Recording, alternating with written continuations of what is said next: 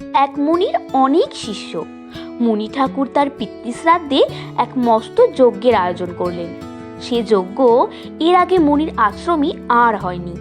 তাই তিনি শিষ্যদের ডেকে বললেন, আমি এক যজ্ঞের আয়োজন করেছি। সে যজ্ঞ তোমরা হয়তো আর কোথাও দেখার সুযোগ পাবে না। কাজেই যজ্ঞের সব কাজকর্ম, বিধি ব্যবস্থা বেশ মন দিয়ে দেখো। নিজের চোখে সব ভালো করে না দেখলে শুধু পুঁথি পড়ে যজ্ঞ করা সম্ভব হবে না। মুনি ঠাকুরের আশ্রমে বিড়ালের ভারী উৎপাত। যজ্ঞের আয়োজন সব ঠিক হচ্ছে, এর মধ্যে বিড়ালগুলো এসে জ্বালাতন আরম্ভ করেছে। এটাতে মুখ দেয়, ওটা উল্টে ফেলে, কিছুতেই তাদের সামলানো যায় না। তখন মুনি ঠাকুর রেগে বললেন, বিড়ালগুলোকে ধরে ওই কোনায় বেঁধে রেখে দাও তো। অমনি 9টা বিড়ালকে ধরে সভার এক পাশে খোঁটায় বেঁধে রাখা হলো।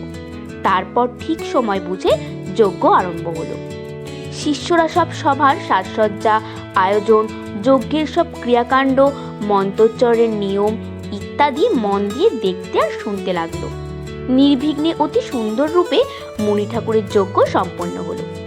কিছুদিন পরে শিষ্যদের একজনের বাবা মারা গেলেন। শিষ্যের ভারী ইচ্ছা তার পিতৃশ্রাদ্ধে সেও ওই রকম সুন্দর যজ্ঞের আয়োজন করা হবে। সে গিয়ে তার গুরুকে ধরল। তিনি বললেন, আচ্ছা, সব আয়োজন করতে থাকো, আমি এসে যজ্ঞের পুরোহিত হব। শিষ্য মহা সন্তুষ্ট হয়ে যজ্ঞের সব ঠিকঠাক করতে লাগলো। ক্রমে যজ্ঞের দিন উপস্থিত। মুনি ঠাকুর সশিষ্য শ্রাদ্ধেও সবাই উপস্থিত। ঠিক নিয়ম মতো যজ্ঞের সমস্ত ব্যবস্থা প্রস্তুত হয়েছে, কিন্তু শিষ্যটি তখনও সভাস্থলে এসে বসছে না, কেবল ব্যস্তভাবে ঘোরাঘুরি করছে।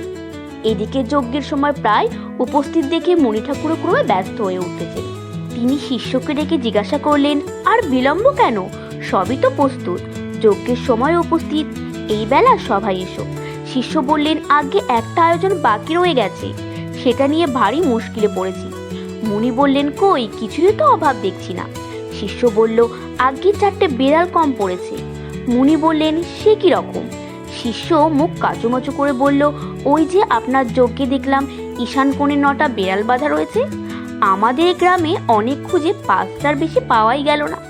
কাজেই আর বাকি 4টের জন্য পাশের গ্রামে লোক গিয়েছে, তারাই এসে পড়ল বলে। শুনে গুরুত্ব চক্ষুস্থির। তিনি বললেন, আরে বুদ্ধিমান, কোনটা যজ্ঞের অঙ্গ আর কোনটা নয় তাও বিচার করতে শেখনি? আশ্রমের বিড়ালগুলো উৎপাত করছিল, তাই বেঁধে রেখেছিলাম। তোমার এখানে কোনো উৎপাতই ছিল না, তুমি আবার গায়ে পড়ে উৎপাত সংগ্রহ করতে গিয়েছো। বসে পড়ো, বসে পড়ো, আর বিড়াল ধরে কাজ নেই। এখন যজ্ঞটা নির্বিঘ্নে শেষ করা যাক। শিষ্য নিজের বোকামোর জন্য লজ্জিত হয়ে অপ্রস্তুতভাবে সভার মধ্যে বসে পড়ল।